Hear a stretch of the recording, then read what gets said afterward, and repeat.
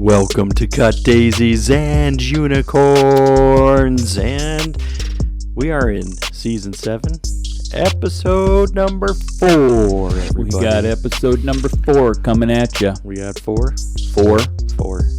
4. You know, I Make sure you bring you up on there so we don't have a disembodied voice. Yeah, there we go. There's the voice. All right. In all my filth and glory. Here we are. Yeah. All right. So the number 4 to me, like I can like 4. 4 is a bit even for me. Yeah.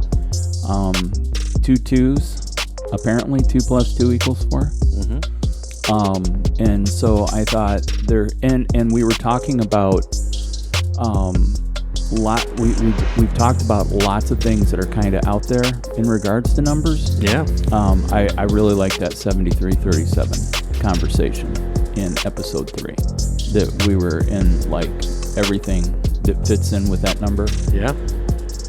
I am inclined to like the odd numbers. I don't know if that makes me an odd duck.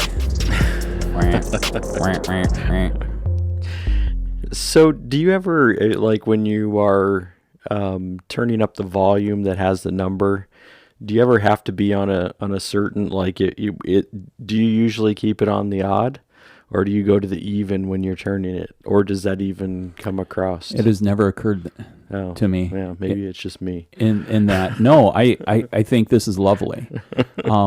Every time I set my alarm to wake up, I set it for an odd number, like 7:33 or 7. And usually it's like the 3 or the 7, not the 0 or the 5. Yeah. But, you know. Yeah, it's interesting because usually I'm more even. But I think my current alarm, if you speak of it, is like 6:55. I get that alarm currently. But after talking to people last night, like apparently 4:30 and 4:45 are acceptable times for people to wake up. Right? What is wrong? Well, what's wrong is someone committed to physical activity being forced into their day, given that it would happen every day at a time. And when, these people are talking about getting up so they can exercise or run. And yeah, you're looking, I mean, like one of the people is like a phys ed teacher or whatever. So, I mean, hey, if you love teaching and you love physical activity, apparently setting an alarm for that. Now, what I can really appreciate though too is I can appreciate that if they're living a 24-hour day. It's just a different parts of the 24 hours. Yeah, it is. I have figured out biometrically. Yeah. That if I get up before 5 a.m., my body rejects me for the whole day. Yeah. I mean, just, hey, by the way, dude. Yeah. This is not okay. This is not okay. Not okay at all. I agree. My body also does not like that either. Oh my gosh. And I mean, so with the job change that's happened in our family's life, and there being a longer commute for my partner, that has backed up wake up time. Yeah. And so I'm committed to having the backup alarm to make sure there's no oversleeping occurring. That's smart. I refuse to set an alarm prior to 5 a.m. Right. I just absolutely refuse. Because if you're gonna hit snooze anyway, right? If snooze is being hit, then why start the agony that would just be a handshake with your body saying, "I hate you." Right. So, and people are like, "Well, how do you feel like with your alarm going off at 5?" I'm like, "I'm fine. I just roll over and go back to sleep until 5:30." Yeah. And then people, you get up at 5:30? Not every day. Some days, but not every day. Yeah. I haven't been in that mode in a while, partly because, as my partner used to be, like, I had to take her to school or to work. You know, and we leave by 6:30, which would mean, boom, I'm up earlier, right, in order to be out the door quicker. Yeah. And then it's from that place then that I was like, okay, I mean, I would still not get up before 5 though. Oh, I mean, like those were my early days, and I would still be up maybe at like 5:50, sometimes in that range, 5:50 to 6 o'clock, because I was just going to go to the gym, so I didn't have to get up and get ready. Right. Like as far as shower, all the hygiene stuff, and no, like I didn't have to do that. Yeah, I mean, but really, for those who are watching on YouTube, the beautification of Phil, is an event. It is, and that occurs daily. And it usually takes about an hour from start to finish. Wow, you're high maintenance. Yeah, I mean, but it's always like the second half portion is the thing that doesn't take, like, getting dressed. Yeah, is quick. Yeah, it's like all the stuff that leads up to taking the shower, like going through this whole routine. Like somehow I've just continued to add more things up front there. Like I've got to get this, do this, and so that's just. Well, I have never considered in my life ever that there should be a morning routine. I mean, my last thing out the door is grabbing a cup of coffee. I literally, with a commute that takes 25 to 30 minutes, I can be awake, out the door, and in the studio in 55 to 65 minutes. I mean, like, I'm just no muss, no fuss. Yeah. I have a 15-minute buffer just by throwing on a stocking cap. I mean, I still do my hair, but then I throw a cap on it and it doesn't matter. Yeah, I guess what I say by the hour, like, I mean, I'm talking about, like, I set my alarm, and if that goes off, that's even like taking into account, hit the snooze button here. So I'm like if I'm saying I need to be somewhere by 9 o'clock, that means like I can be up at 8 or set my alarm for 8 in order to be at that thing at 9. So same thing. So what I usually do when I'm looking at the event and I'm saying, all right, so if I've got this here, I need to wake up here in order to be able to be here, so that kind of thing. Yeah. So so it's not all like, pampering and, all right, this kind of stuff, but it is like taking, like waking up, like, what's the next step? Yeah. There's just some days I lay in bed and I think I don't want to get up. Oh yeah. I'm like, bleh. I don't want to get up. I don't want this. And I was asking myself the other day, I'm like, why are you like this? And myself said, because you're tired of fulfilling the demands that others have placed on you and you just want space.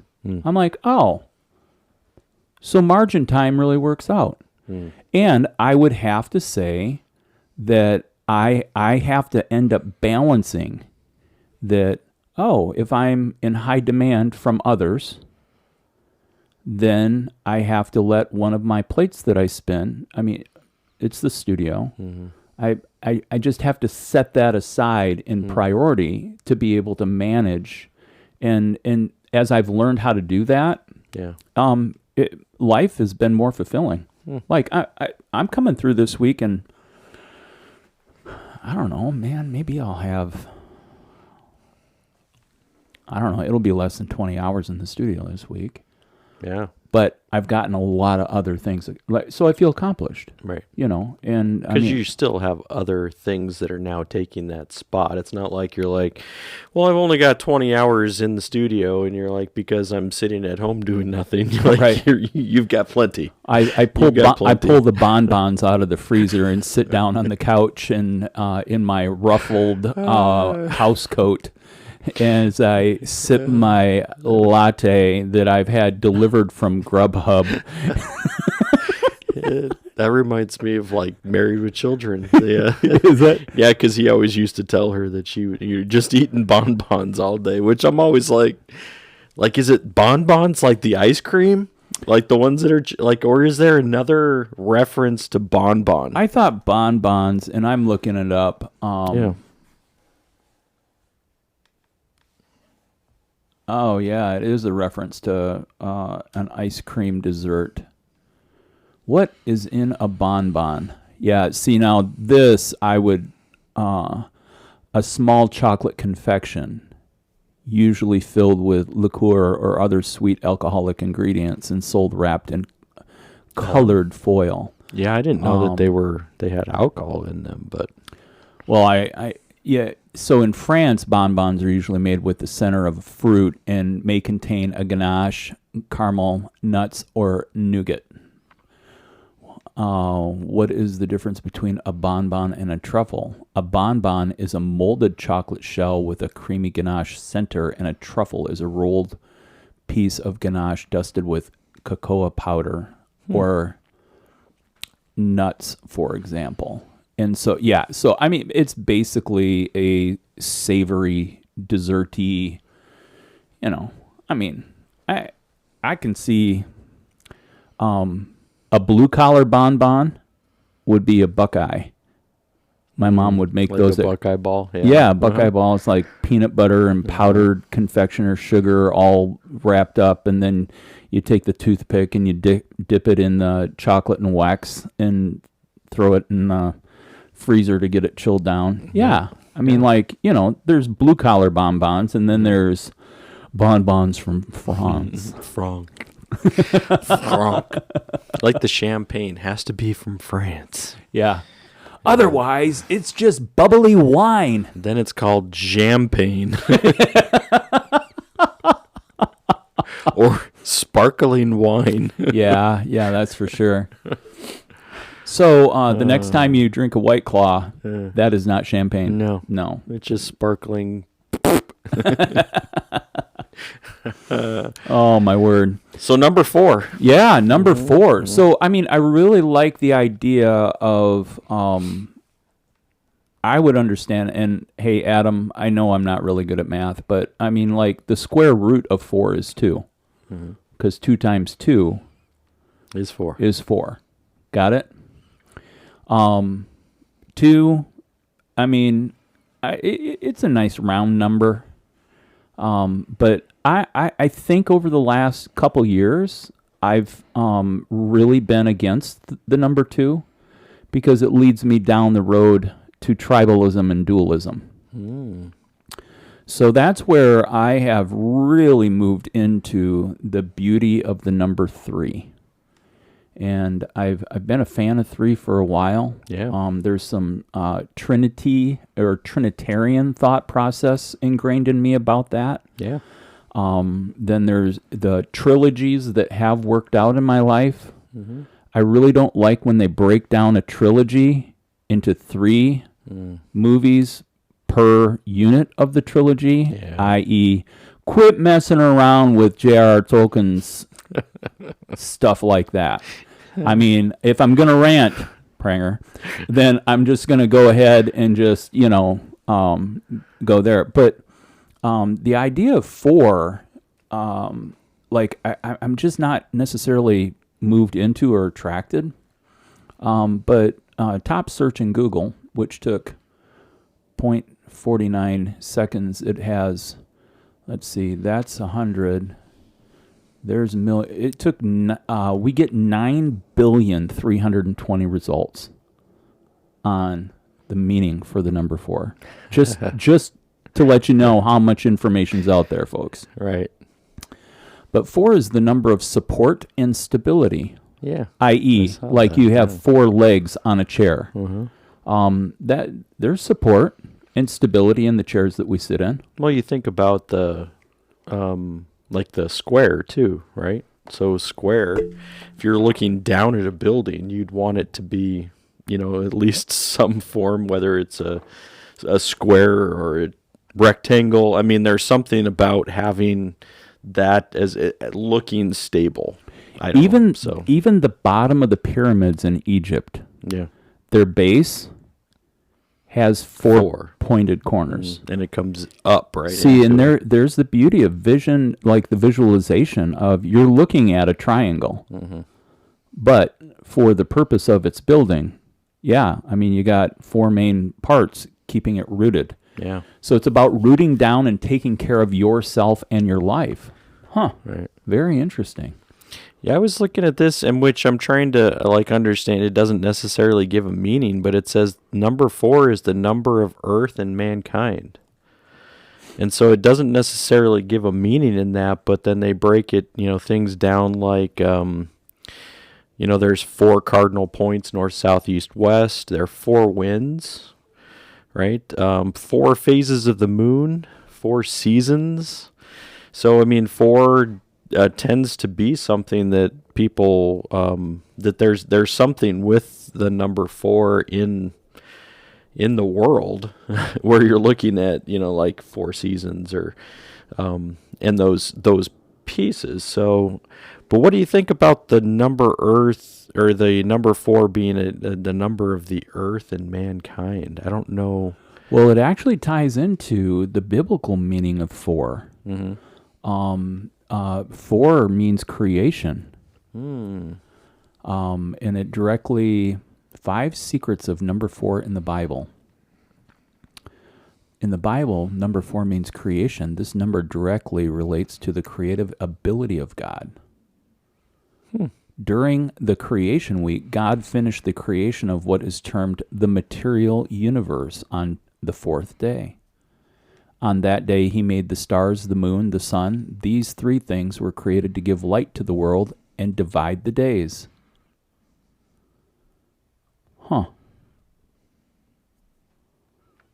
And then the important elements, earth, air, fire, and water. And to your point. Well, that would make sense why they would call it that then. But you just didn't break it down. Maybe they just didn't want to attribute, scripture or something. I don't know, the Bible. Yeah. This site was called mysticalnumbers.com. Yeah. Yay. I was like, oh. But then I just noticed this part of that site, that it's a thing called tetraphobia. It's the fear of number 4, and it's common in East Asia. You notice tetraphobia in China, Japan, and Taiwan. In these countries, 4 is pronounced the same as the word for death. So I guess that would be the reason why you're, there also would people on the other side of 4 saying, yeah, no. Well, if you think about it, what is the 4th season? Winter. And it is death. Right? I mean, these are just common things around us. This is a short lesson in the experiential reality of how you can perceive what's going on around you. Yeah. It's probably also the reason why I like spring so much. Like, I don't mind fall, but if I'm looking at a season that I like the best is probably spring. Spring would be number 1. Because it is, to me, it's like new life, things coming out of death, and that's, like maybe the reason why I'd probably put winter on my last. Yeah. Because it's like all of the grass, it's going to, eventually not grow anymore. It's going to be dormant. All of the flowers, boom, gone. Like, bushes gone, leaves dropped. All of this, like, it just is this. It seems kind of gloomy. I know lots of people like it, right? But I can, like, this would make sense. Like, I mean, pieces are coming together for me right here. See? Right? So there's a point of illumination that's occurring. Right. The light is going on. Yeah. Yeah. So maybe I also, too, will not like 4.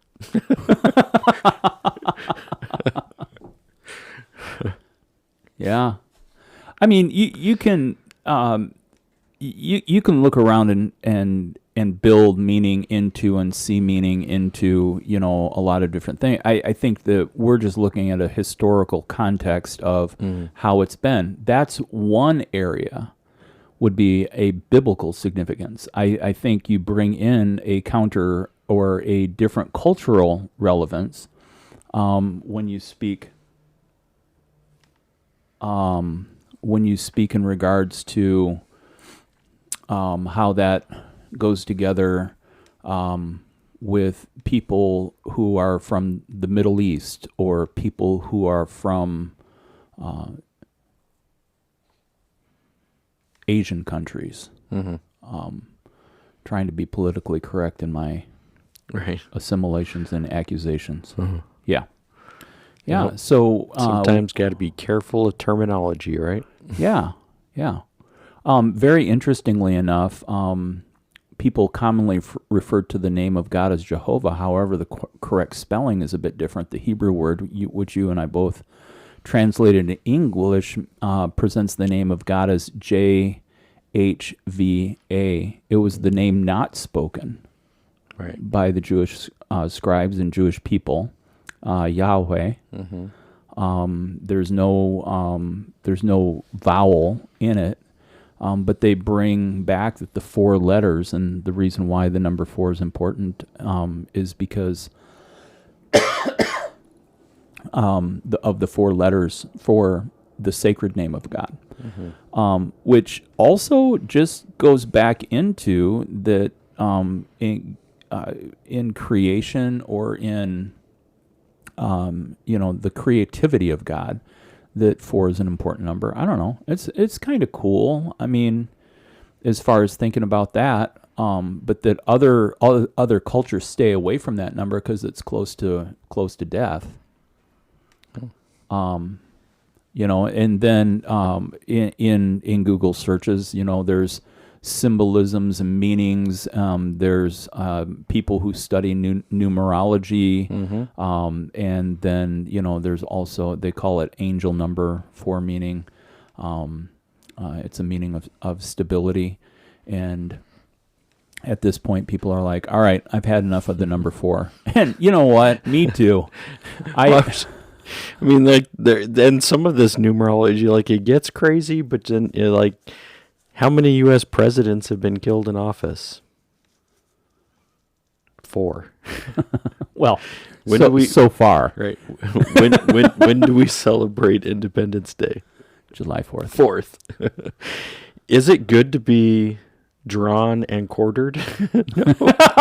Like, there's something about dividing, like, why? Well, like, we're going to take a Sharpie marker and just like, yeah, it's like, draw. Here's a part, like a wishbone, but you only got freedom. William Wallace.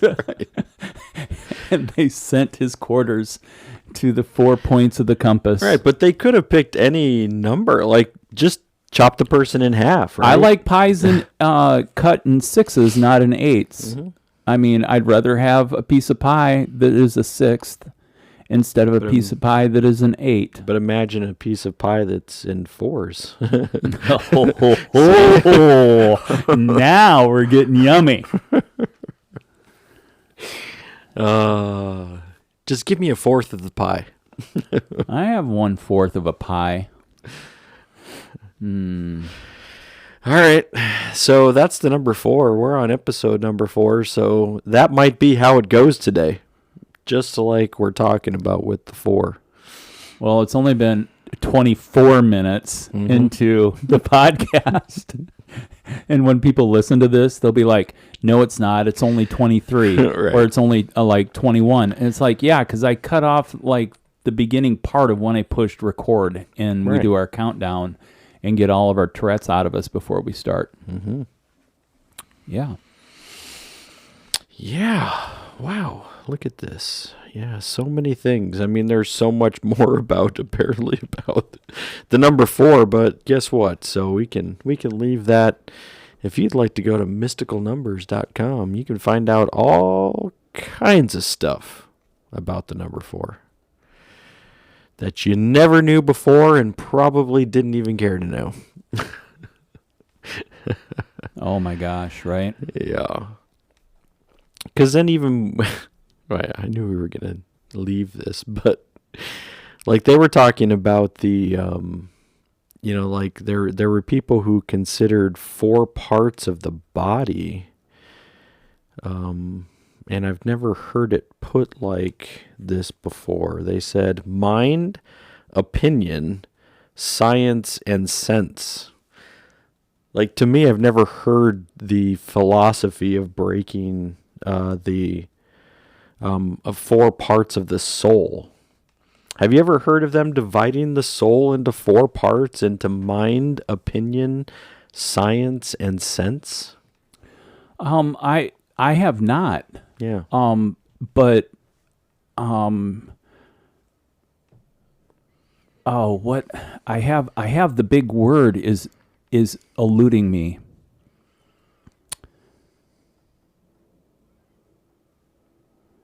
I'm DGAF? No, there is I'm confusing dichotomist or trichotomist. Mm-hmm. So you got body soul, or do you have body soul and spirit? Right. But that other list that you just read off, yeah, and this one is not just the body. Like this is just saying the soul has 4 parts. So we're not even looking at I called it originally the body, but this philosophy is saying there's 4 parts to the soul. Mind, opinion, science, and sense. Pythagorean, that's who it is. Pythagorean philosophy, which I thought Pythagorean was just isn't there a math Pythagorean theorem? Pythagoras. Right. Yeah. So apparently they created a philosophy out of that too. It's not just math, everybody. It's a whole philosophy of dividing the soul into 4 pieces. Oh, my word. So if you needed to learn something new today, hopefully you have, because I have.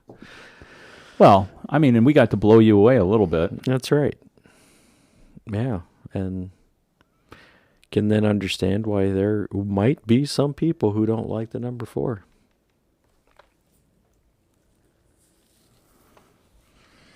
And if you are one of those people, then that is helpful. Mm-hmm. All right. Yeah. So, what do we have today? We have episode 4. I know next week we're getting into the Halloween time, which also happens to be the same time as Dia de los Muertos, Day of the Dead, which also is near the same time as Reformation Day on the 31st, which is also the following day of All Saints Day.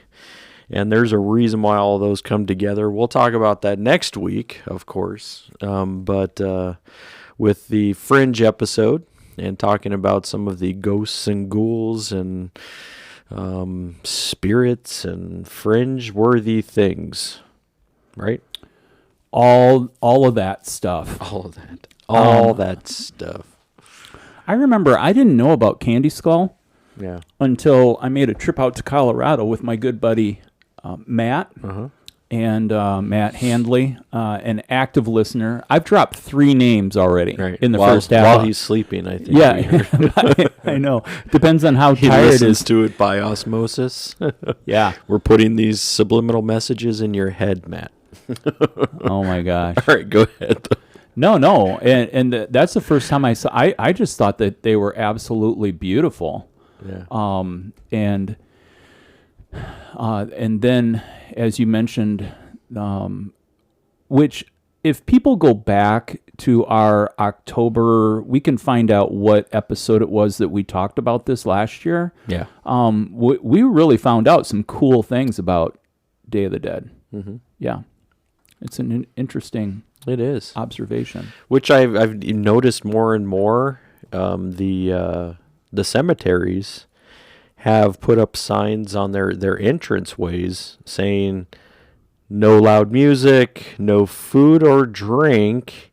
And I was like, so they were worried, because it's a day where people come and, sometimes they have a picnic at the graveside Yeah. of a loved one. So,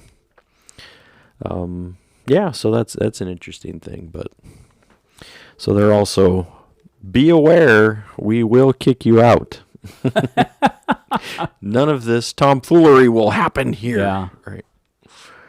Tomfoolery. That's a fun word. Where does it come from? Well, I think most guys named Tom probably would let you know that they're up for some tomfoolery. Tomfoolery. Yes, I want the origin. Give me it. In the Middle Ages, tomfool was a name assigned to those perceived to be of little intelligence. This eventually evolved into the spelling tomfool, which then, when capitalized, also referred to a professional clown or a buffoon in a play or a pageant. Ah. So Middle Ages is where that goes back to. So who knew tomfoolery had a rich history stretching all the way back to the Middle Ages? I didn't. Learn something again today. Tomfoolery. Yeah.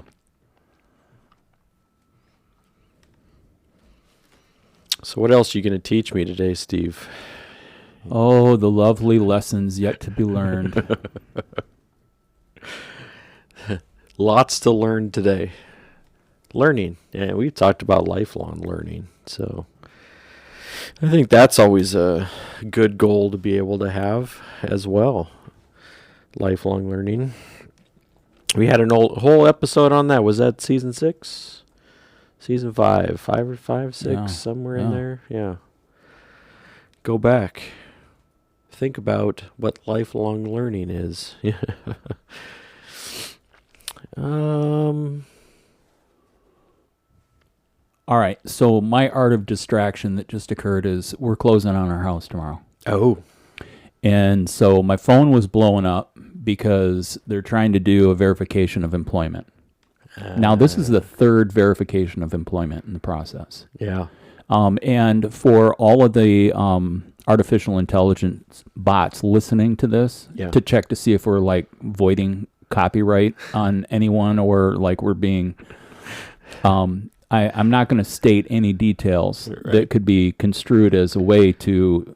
use against you. Yes. Mm-hmm. But because there was a job change, so they did a verification employment at the previous employer. Mm-hmm. And then I was like, hey, and by the way, she's going to start a new job halfway in between this transaction. Right. So then they're like, oh, well, so then you get the offer letter. So that verifies that. Uh-huh. And then they're like, well, yeah, but we need to see her first paycheck to know that she actually worked there. So then you get them the paycheck, and then they're like, hey, and we want to make sure that the funds deposited are deposited and that those funds match with the paychecks. So then you get some more of that. Now they are actually, the day before closing, wanting to make sure she didn't get fired yesterday.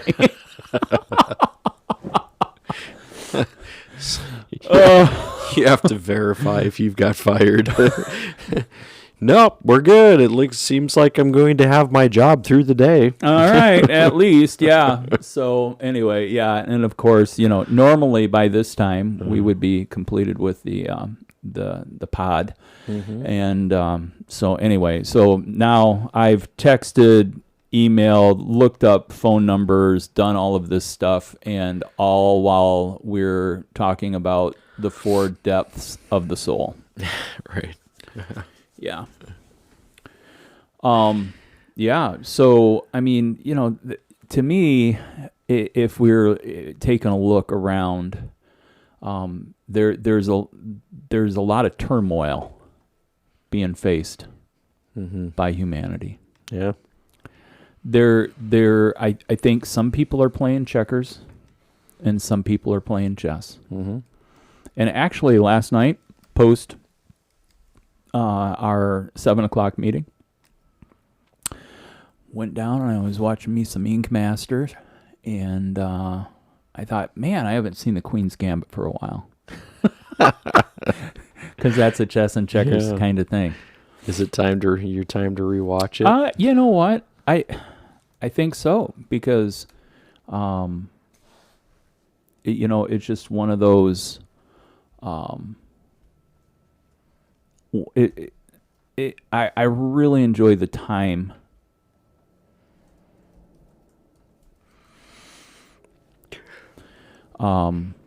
Yeah. So now I got a response.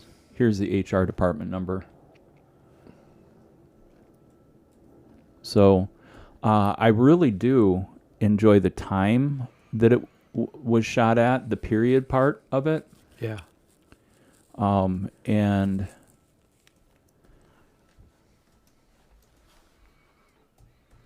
I like all of the costuming and stuff like that is going on. Mm-hmm. And as I've stated before, I really enjoy the game of chess. Actually, you know how they send out you can have adult education like in your community and stuff like that. Yeah. There's a chess group for beginners and all that other stuff. You know what this falls under though, Phil? It falls under all of the things that I could do in my life, but I shouldn't.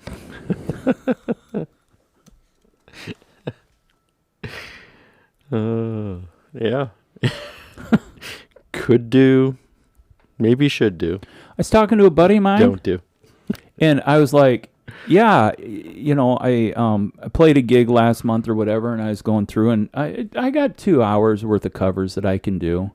I've noticed that the songs and the way I sing them are different than I used to sing them and stuff like that. Yeah. And so I was going through this part, and as I was brainstorming with my buddy, I said, you know what I should do? I should start a Guardians of the Galaxy cover band. Yeah, I mean those are pretty popular. Their soundtracks. Yeah, I mean their soundtracks might even be more popular than some of the movies. But right. So now I'm going through and I'm listening, and one of the songs that we were talking about in lyrics when I was trying to stump you, Nathaniel Rateliff, "Love Don't Treat You Like That," or do you like that? Right. That song. Yeah. So That's I'm the Night Sweats. getting yeah. I'm getting close. I do think that once the move's over, then I'm gonna see a breath of freshness and an awakening happen. Yeah. There musically. Yeah. But the other thing that I have noticed is now my video editing job just continues to. I'm editing 4 videos a week now. Wow. Yeah, with the podcast and with Tabor. Yeah. Yeah. So I'm kind of getting my system down. Uh-huh. It's becoming like a natural thing to be able to do. And so now I got to up my game on creativity. Yeah. I got to get my in motion slides for introduction, and I got to, that's something that's on the list that I should do. But I'm thinking about that my polishing stones venture, maybe something I should take off my list. Does it consume your time?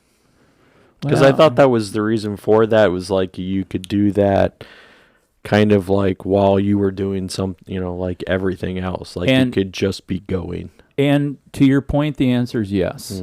But I haven't. Here's what I'm thinking. I'm thinking I did it backwards. My interest started as the weather was getting warmer. Well, now I'm kind of at the end of the rocks that I've picked. Yeah. Well, I'm heading into winter. It's really hard to go pick rocks off of an icy shore. So I could order stones online. Now you're just paying for dirt. That's true. But they could be finer gems, as far as, doing that and working that. Right. I have a pile of stones that need to be cut, and I picked up a tile cutter, a wet saw, so that I could crack them open and cut into some of these that look like they're gems on the inside. But I mean, I spent all day yesterday just cleaning up, going through and all that stuff. And so what I'm wondering about is if I put it on pause. Mm-hmm. And by putting it on pause, that what I'd be able to do is pick stones all summer long. Not focus on doing stones in the summer, but do stones in the winter. So just collecting them in the summer. Collect them in the summer, polish them in the winter. Mm-hmm. So I still haven't checked that off the list of things I shouldn't be doing. Yeah. All right. Too many ideas. Right. Too short a life. But, what will be coming is I do have a summer's worth of stones that now I get to turn into jewelry, and I'll have that project going on during a firing or other stuff like that. Yeah. I took pictures. Website update. Good. So I'm getting close to having the website up. Yeah. But by close, I mean for 3 weeks I've been like setting aside days to do it, and I still avoid doing it.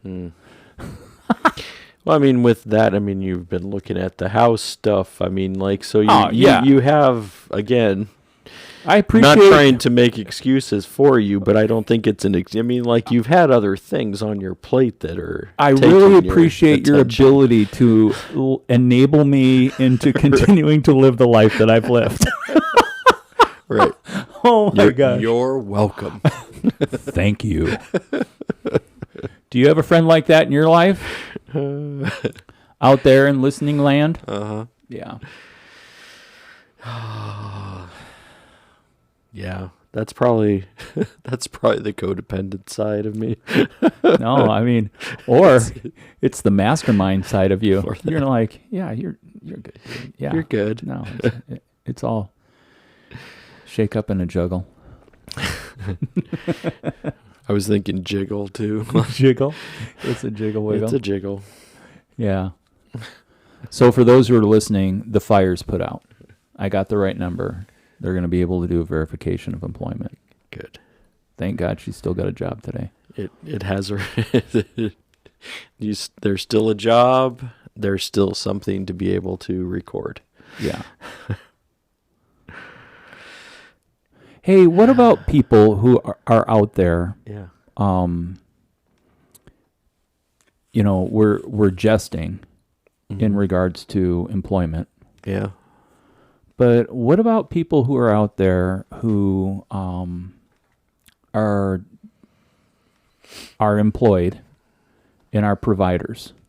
I think we've gotten a little bit into provider caretaker, but not probably a lot. Mm-hmm. I've had a big conversation with my buddy who had a stroke.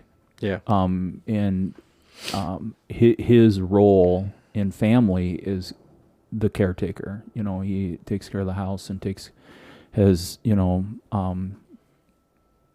been, I mean, basically the role I'm living out right now, house husband, taking care of the kids and meals and, all that stuff. And when he got hit with the stroke, it just really, really, I mean, hey, and I mean, he's coming back strong and is doing great. But it was one of the emotional hurdles for him to start his road to recovery, because now the caretaker was being taken care of. Yeah. But why I move into that is I have a value in my life that I think it was ingrained in me as a child. My dad took a left turn and quit his job to become an insurance salesman. And that became a vortex of family things that in that I got to live through a portion of life where what didn't make sense of how we should be able to survive was a way that we learned that survival was possible. And that kind of sounds cryptic, but if I can be more direct about it, it's like there's no way a family of four should have been able to survive what we went through in regards to the lack of financial stability at the time.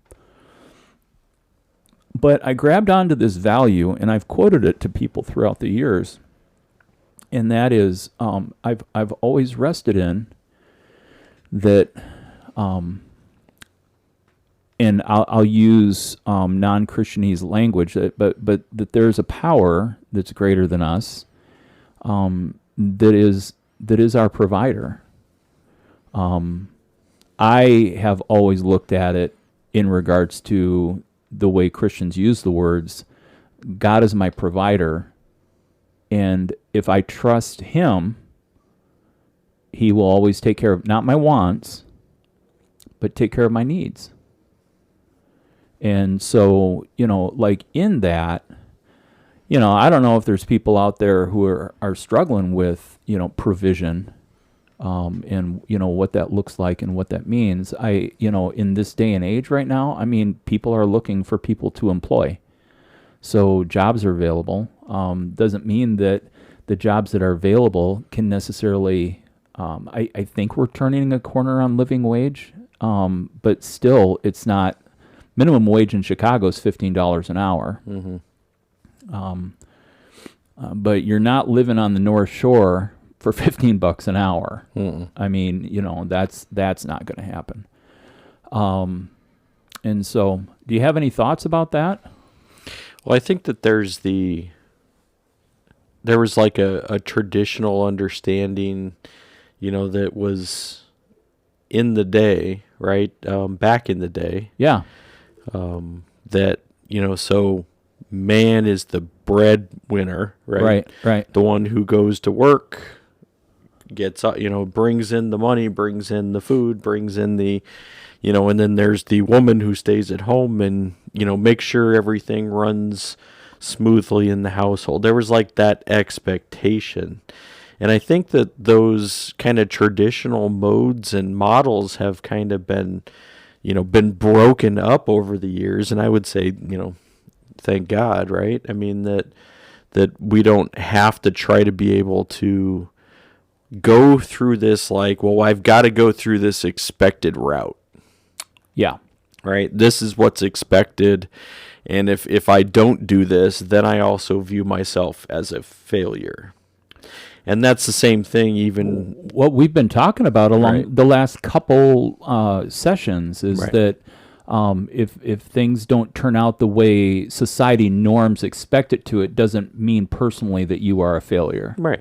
And you actually have to go through... I had a mentor once that said, when's the last time you failed?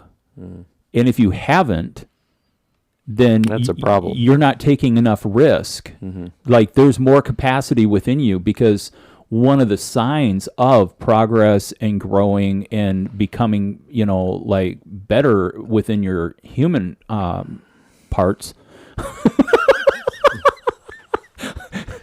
is, to be able to push yourself into places where you're not always successful. Right. But like the stereotypical norm, if you're a woman, you will have a baby, or you will have a family. Mm-hmm. Get married, have children. Mm-hmm. 2.5 apparently. You're only supposed to have half of a child at the last. So is the half baked? Little Chicago weed joke. Right. But I think that anytime that you're saying we're going to change from the norm, there's going to be pushback from others. There's going to be, and with that change, you're like, all right, so if we believe that this change is going to be the thing that is needed for us, then it doesn't matter what expectations are elsewhere. Oh yeah, that's kind of like when you bring the report card home, Yeah. or you're looking at grades, and you have a low grade. Like I had my fair share of D's and D minuses. Hmm.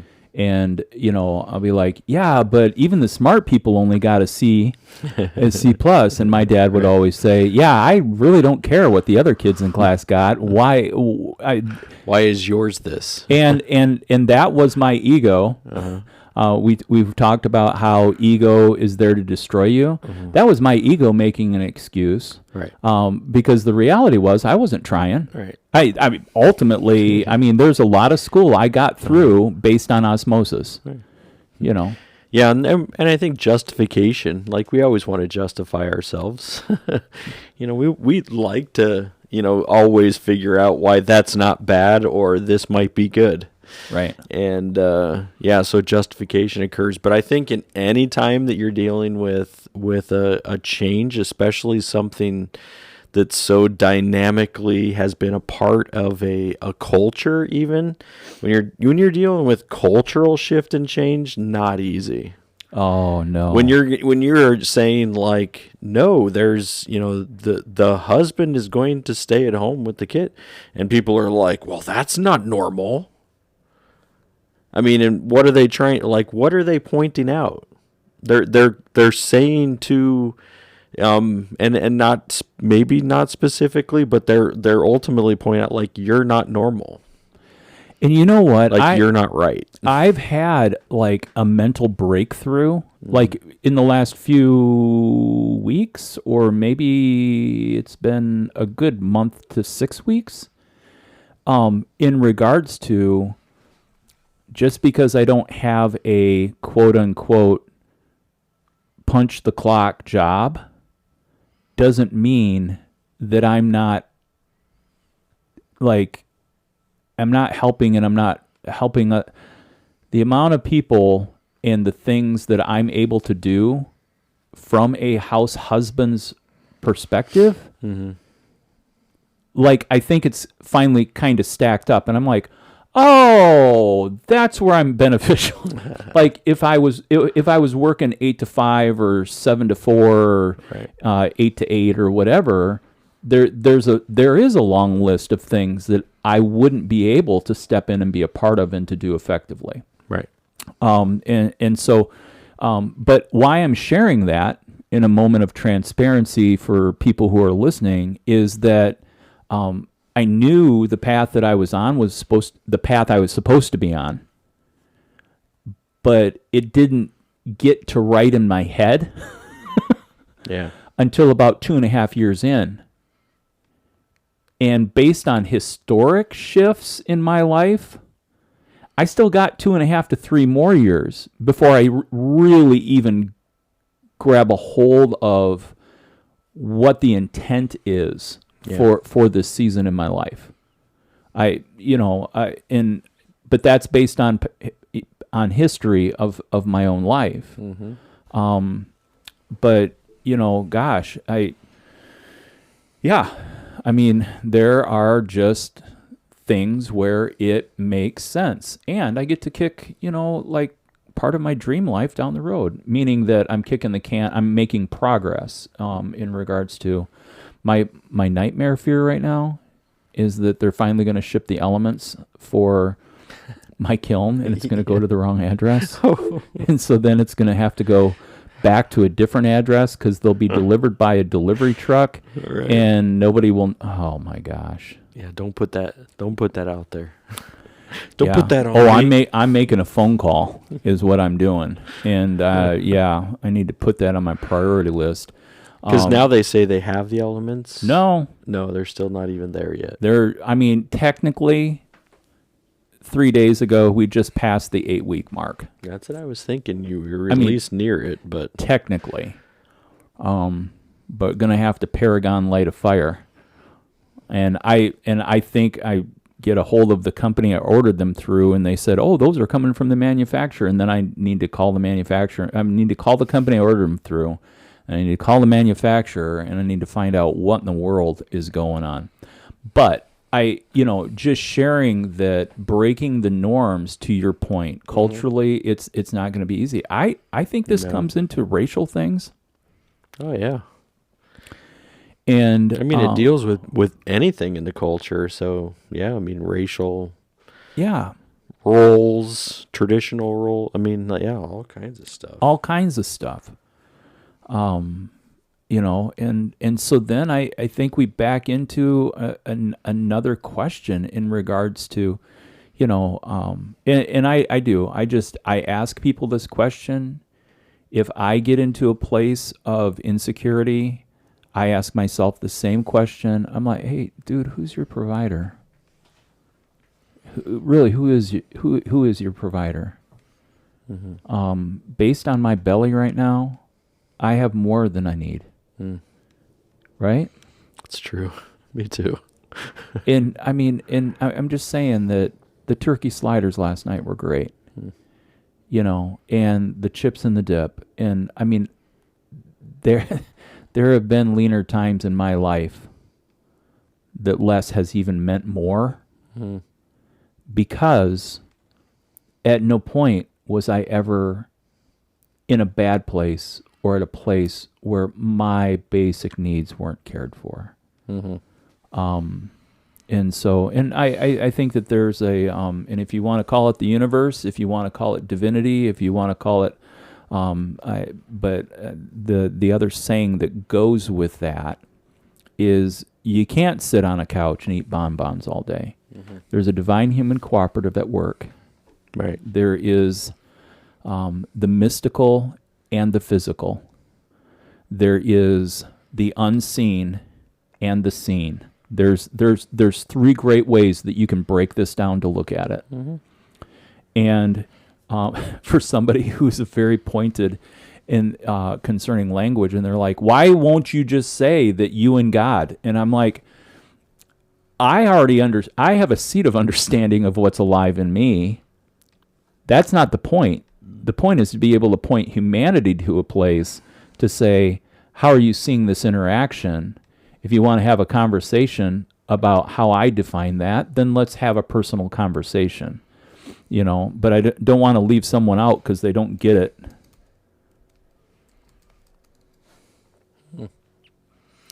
Yeah, I think providing, I think it goes back to our, we think that it goes back to our basics. Sometimes I think our basic human needs. And so if we feel like our basic human needs are in danger, then we're in protection mode, right? So and this is a big fear for many, many people, is like, I don't know how I'm going to provide for myself or for my family, depending on what the situation is with the individual. Right. But like the provider, like you're like, if I don't have a job, I can't provide. If I don't have this, what happens if this happens? What happens if and all of those issues come up. Yeah. Because it's in that fear side of it that says, I'm not going to be provided for, or I'm not going to be provided for like I think I need to be provided for. Right. And then because of all of those great, fearful worries that we as humans carry along with us, that it's almost the thing that precedes it, right? It's like, right now I have a job. I've got more than one, but yeah, right. But right now, like, this is what it looks like. I have provision. Now, if I live my life to be able to say, like, so this is the most important, and I'm living for this, then there's going to be priorities that are out of line. Yeah. Right? Because then it's like, yeah, so if I'm only and what happens if this somehow is gone? What's going to happen to me? Right. I'm going to spiral. Yeah. Like, because I'm going to believe that was the provider, was the, income, job, whatever, and now it's gone. What am I, like, how do you not spiral? Right. And so that's where I think where we have to be able to consider provision that's going to occur apart from, like, I mean, creating a system by which, like, if this system's gone, then I'm going to not be provided for. That's a fear. Yeah. So how do we take it from that place of, like, I'm worried about this thing, to, like, you know what? Like, let's talk about, like, who really is providing? Yeah. How am I going to be taken care of? Like, if this is gone, because then that means that I don't have to live for this job, this position, this whatever. Like, I can actually live like other things matter too. Yeah. So, well, and I mean, when we're talking about money, we're talking about food, we're talking about shelter, and so that's in that material realm of, well, of human basic care needs. But what does it mean to go into another dimension of provision? So I'm going back to the number 4. And in that first piece that comes up from wellandgood.com, of 4 being the number of support and stability, Wolf adds to this message that it is the guide for 4 different areas of stability: the physical, the emotional, the mental, and the spiritual. yeah. Now, what kind of spiral can someone who's struggling mentally? We've talked about mental illness in the past. We've talked about, there's different levels, different stages. But what about the provision for the mental needs in a person's life? Which I think is a very noble pursuit of people saying, we need to make mental health care more accessible. Right. And the pandemic really brought it out that they have really made some moves where, online counseling and places to be able to get a hold of. But, take it. What about the spiritual side? Right. Now, if you're a person listening to the podcast and you're like, yeah, I really don't get religion, and I don't really, that's not what you mean by spiritual, anyways. It's not. Right.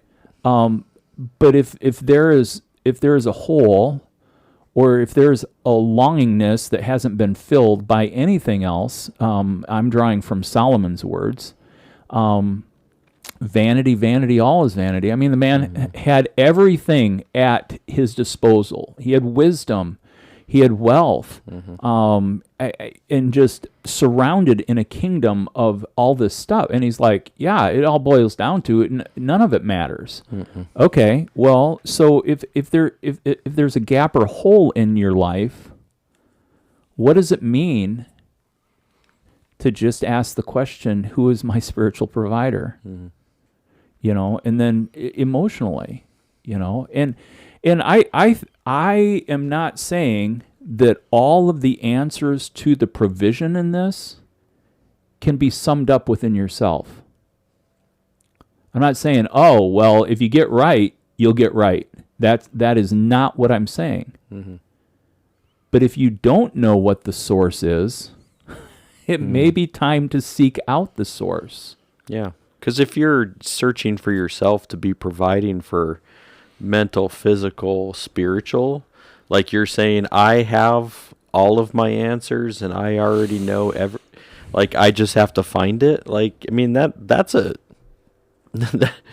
you're putting yourself on a pretty high pedestal to say I have all of the answers. I think you've set yourself up for a tumbling down of your expectation of what you can do. Right. Is you've raised this bar that only leads you to a place of disappointment. Because who can? Right. I mean, there's a reason why doctors practice. And so, if you got something going on, you should get to the doctor.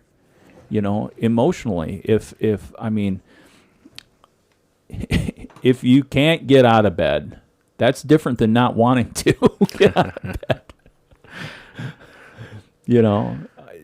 Yeah. I mean, and so there's been several times in the past few episodes that we've just said, hey, don't be afraid. Get an expert involved. Don't be afraid of that. Right. But I would even say, I mean, when you're looking at, and of course especially for the, like mental, physical, spiritual, there are people who are experts in these areas. Mm-hmm. And also considering like turning to somebody that right, is also a good idea of getting out of this thought and this concept of like, I have everything already. Somehow I've just got to unlock it. Like that's going to lead to those complete and utter disappointment. Yeah. And so leaning or trying to be able to ask the question with somebody else. Yeah. Like is also a good place to start. It's good and we'll direct you and say, hey, like you should see a professional about this. And there's lots of different professionals, for mental, physical, and spiritual. So talk to somebody though, because if you're still having a hard time saying I have to be the provider of all things. Like we just want to tell you, like, let's play that track and see where it goes. And we're already going to tell you the end of that track. And it's not a good place. Yeah. So like we're just kind of, almost being the the bringer of news today of saying like we've played the track already. Wicked, wicked, right. And so we're just trying to tell you like, hey, like here's an opportunity, hear another voice. If you're listening to this, you're already open to somebody else's voice. It's true. Yeah. Yep. It is true. Mm-hmm. And being able to, listen. And I think it's just healthy to be able to come to a place to say out loud, I am not able to provide what I need in this area. Mm-hmm. And have conversation around that. Yeah. There's times when we talk about being able to have friends and be in community and and stuff like that, but like getting into those conversations, there's so much life gets so busy with activity that to be able to come along and say, gosh, I'm at a place where I feel like I'm failing as a provider, or I feel like I'm failing emotionally. Like my emotional quotient is at a low, and I don't know how to refuel. Yeah. Spiritually, I feel disconnected and far away from God. And in a 1970s moment, that's where Footprints in the Sand poem comes to play. For the kids out there who have no idea what glossy pictured the seashore plaque of a seashore with one set of footprints, what that you need to Google that or go to eBay and see if you can buy one for your home. Yeah, I like the edition. What's the one that's like, and there was a spot with two lines, and that's where you were dragging me.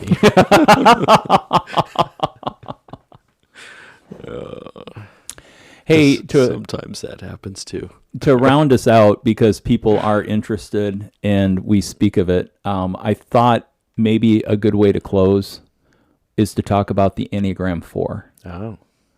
And so if you were wondering, because I wouldn't call it a rule, but one of the understood things about the Enneagram is that this is not a parlor game. It's not a trick. Right. It's not a personality test. If you want the Coble breakdown very quickly, basically you can find yourself in all of the numbers. Basically, what you need to understand is that as you look at the Enneagram, the idea is what you're looking into is you're looking into the face of God. So all of these characteristics are all represented. Now, if you believe that God created humanity by looking into the face of the Creator, which is very interesting because one of the things about the number 4 is that it was the point of creation, the physical creation. Yeah. All right. And we're talking about the Enneagram 4. And so the Enneagram 4 is the individualist, the sensitive, introspective type, expressive, dramatic, self-absorbed, and temperamental. Type 4 in brief. 4s are self-aware, sensitive, and reserved. They are emotionally honest, creative, and personal, but also can be moody and self-conscious, withholding themselves from others due to feeling vulnerable and defective. They can also feel disdainful and exempt from ordinary ways of living. They typically have problems with melancholy, self-indulgence, and self-pity. At their best, they're inspired and highly creative. They're able to renew themselves and transform their experiences. Basic fear that they have no identity or personal significance. Basic desire is to find themselves and their significance to create an identity. The Enneagram 4 with a 3 wing is known as the aristocrat, and the Enneagram 4 with a 5 wing is the bohemian. Key motivations. They want to express themselves and their individuality, to create, surround themselves with beauty, to maintain certain moods and feelings, to withdraw, to protect their self-image, and to take care of emotional needs before attending to anything else, and they tend to attract a rescuer. So when they move into an area of disintegration, aloof 4 suddenly become overinvolved and clingy at the Enneagram 2. However, when they're moving in the direction of their integration, their growth, envious, emotionally turbulent 4s become more objective and principled, like healthy 1s. And so, but the examples listed, like Joni Mitchell, Bob Dylan, Paul Simon, Leonard Cohen, Cat Stevens, Stevie Nicks, Nicolas Cage, Johnny Depp. Oh, I don't want to bring up Johnny Depp. Artist tattooer Kat Von D. There's a lot more that could be read and said in regards to this. But if you're interested, my recommendation, if you're inquisitive about the Enneagram, go to YouTube and type in Richard Rohr, R-O-H-R, teaches about the Enneagram. And there is, I believe it's a 3 or 4 session. It's rather lengthy, but he goes through. And understand that I listened to that teaching probably 3 to 4 times before I even understood what was going on in me. And some people use it as, oh, well, you're an Enneagram 4. Or like, you could be like, oh, I know a bunch of 4s, kind of thing. If you're a rescuer, you're probably being attracted to 4s to rescue them from themselves.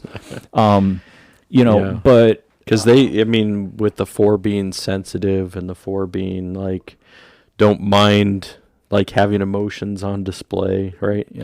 Yeah, that would be the reason for the rescue. Like they feel like, yeah, somebody please, like. I was looking at the what is it? The 4s typically have problems with negative self-image and chronically low self-esteem. Yeah. That's them in a natural state, not in a digressive or a growing state. And this is not what this really is an oversimplified generalization. So if you are in an Enneagram 4, just don't take what I'm saying personally. You know more about you, and I self-admittedly stopped pursuing understanding more around the wheel, and it's designed because I didn't want to make it something where I was putting that on people or understanding more of that, but really more of in discovery how things would be able to work. I love the beauty of the idea of looking into the face of God and seeing all humanity represented by all of these people. Yeah, I just like this. Being common, just like everyone else, is the worst thing a four can imagine. Yeah, yeah, Like, and that's why it. So, what are the defensive maneuvers? The things that they're going to cling to a little bit more than maybe other parts is like it says they need poetry, music, dance, painting, some kind of artistic expression, and that goes back to much of what we began with the number four, right? And you talked about four being creatives, creation. yep. And out of that, so yeah, like this again is I think is a good. You presented that well as far as like trying to be able to see this as a different expression of where we would look towards in deity. Yeah. Yeah. Yeah. And so I think that bobblehead Jesus really has ruined the imagery. I've got all kinds of. Do you like my quote? My little labels that I tape on Jesus's forehead? I was telling Phil the other day. I was like, "Yeah, I got to make a prayer to ATM Jesus right now because we still don't have somebody to sublease our apartment." He's like ATM Jesus, and I think it all started when we were at Gloria Day. And there was Quilt Jesus in the Family Life Center. And so I'm like, Quilt Jesus. Hey, Quilt Jesus. And then I came up with, gosh, if people are, if the only time you're like calling out in prayer or talking with God is that like when you need something, basically you're just going and you're hoping you have the right PIN code for, ATM Jesus. And what do you mean I need a new password? Yeah. And then everybody's like, but what do you mean bobblehead Jesus? I mean, like the commercial, like it's like the cartoon-esque bobblehead Jesus, it's like he'll agree with me on the things that I want him to, and then, he'll disagree with the things I don't, but bobblehead Jesus, and so I don't know, like, sorry, Prenger. I'm not really sure where I was going on that rant. The thing is that, I do. Now I'm back. The thing about bobblehead Jesus is that the human face of God in Jesus, the Christ, then allows for there to be a finite view of what God can be. Where for me, the invisible takes away the finiteness for the infinite of what could be. And when I get to stare out into the universe, and I don't mean that as the quote unquote, I'm going to put this out in the universe and I hope things are, you could have an ATM universe look at life, but I mean the actual skyline. When I look out to the infiniteness of space, maybe that's a better word in the context of our conversations. By doing that, then I just think it's cool that through observation, people have come up with and can see the face of God in the midst of humanity. Yeah. And the diversity continues to expand throughout humanity as humanity continues to diversify in ways that have never been discovered. That's where I'm at. Yeah, that's good. It's a good bookend. It is. Yeah. Yeah. Just like that. We're bringing the fours all the way around. Starting with the 4, ending with the 4. Boom, 44. Hey, I think that there's a lot to learn here today. So if you stuck around, congratulations to you. Yeah, and for all the miscombobulation and detachment and reattachment that has happened through this, we'll just make you the best promise we can for next Thursday, in that we're coming fully loaded for Fringe. Fringe is it next week. Fringe is it. Yeah. Fringe is the word. And it's 75 next week, so. So what's really interesting is on YouTube, our views. Mm-hmm. We've been hanging between 3 and 14-ish. Yeah. The one I labeled sports ball, like over 300 views. So somehow that keyword when people triggered something. Yeah, it like came up in the feed or whatever. The funny part is when I looked at the analytics, people listened to us for less than half a minute.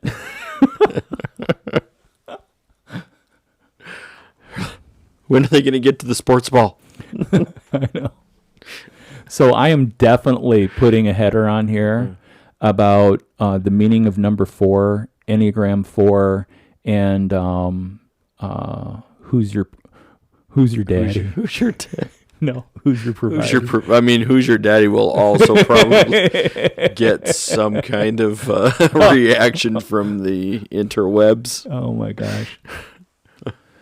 Well, hey, thanks to everyone who is listening and reaches out and interacts with us. And if you wonder how you can do that by asking a question or redirecting us into going further into something you've heard, you can always email us at cutdaisies@gmail.com.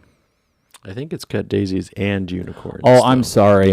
Yeah. I mean, we could have shortened it, but we didn't. Cut daisies and unicorns. Or if you're on YouTube, I think that one's. They're going to be creating a handle apparently. Our Twitter handle is Daisy's Cut because they limit our amount of characters to use in a handle. So it's Daisy's Cut on Twitter, and you can message us there. If you're on Instagram, it's also there for Cut Daisies and Unicorns. And YouTube. Yeah. I'm assuming that's Cut Daisies and Unicorns, right? Cut Daisies and Unicorns. Right. Yeah, right there. I've been putting on there. Can they message us from the YouTube? I don't even know. I think it goes in there. The cool thing is we have 140 videos and 38 subscribers. Yeah. Yeah. And what I would say even with YouTube is you wouldn't have to message, but we even get notifications when you comment. So if you're writing something on a video, then we're also going to get that alert. Yeah. So there's lots of ways in which you can reach out to us. Find one. Do one. Be one. I don't even know what that means. Or you can imagine in your mind me showing Phil that he's number 1. The special way. The profanity filter is on. All right, everybody. See ya.